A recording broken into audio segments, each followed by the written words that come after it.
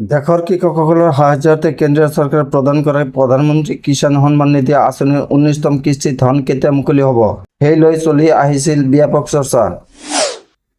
এই চৰ্চাৰ আজি অৱসান ঘটাইছে কেন্দ্ৰীয় কৃষি মন্ত্ৰী শিৱৰাজ সিং চৌহানে। কেন্দ্ৰীয় কৃষি মন্ত্ৰীগৰাকীয়ে উল্লেখ কৰা মতে 2025 চনৰ ফেব্ৰুৱাৰী মাহৰ শেষৰ ফালে কেন্দ্ৰীয় চৰকাৰে যোগ্য হিতাধিকাৰীসকলক প্ৰধানমন্ত্ৰী কিষাণ সন্মান নিধি আঁচনিৰ 19তম কিস্তি বিতৰণ কৰিব। সংবাদ মাধ্যমৰ আগত আজি কৃষি মন্ত্ৰী শিৱৰাজ সিং চৌহানে এই বিষয়ে জানিবলৈ দিছে। তেওঁ সদৰি কৰা মতে কৃষি কাৰ্যসূচীত অংশগ্ৰহণৰ বাবে 24 ফেব্ৰুৱাৰীত প্ৰধানমন্ত্ৰী মোদী বিহাৰত উপস্থিত থাকিব। উক্ত দিনাই প্ৰধানমন্ত্ৰী মোদীয়ে এই ধনৰাশি কৃষকৰ একাউণ্টত জমা কৰিব।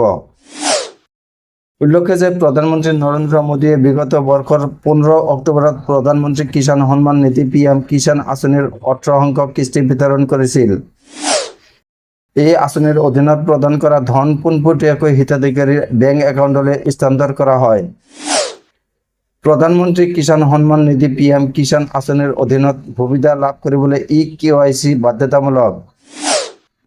আঁচনিৰ অধীনত যোগ্য হিতাধিকাৰীসকলক বছৰে 6,000 টকা প্ৰদান কৰা হয়। এই ধনৰাশি 2,000 টকাকৈ 3টা কিস্তিত হিতাধিকাৰীৰ একাউণ্টলৈ হস্তান্তৰ কৰা হয়। কৃষকসকলে OTP ভিত্তিক KYC PM কিষাণ পৰ্টেল আৰু মোবাইল এপত উপলব্ধ। বায়োমেট্ৰিক ভিত্তিক KYC common service centre CSC আৰু ষ্টেট ছাৰ্ভিচ চেণ্টাৰ SSK উপলব্ধ। ফেচ অথেণ্টিকেশ্যন ভিত্তিক KYC PM কিষাণ মোবাইল এপত উপলব্ধ। এই 3টা বিকল্পৰ যিকোনো এটা পদ্ধতিৰ জৰিয়তে তেওঁলোকৰ KYC সম্পন্ন কৰিব পাৰে।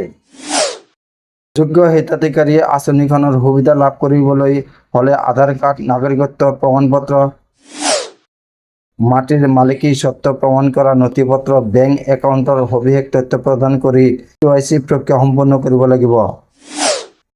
প্ৰধানমন্ত্ৰী কিষাণ সন্মান নিধি যোজনাৰ বাবে পঞ্জীয়ন কৰিবলৈ যোগ্য কৃষকসকলে প্ৰধানমন্ত্ৰী কিষাণ পৰ্টেলত গৈ অনলাইন পঞ্জীয়ন কৰিব লাগিব।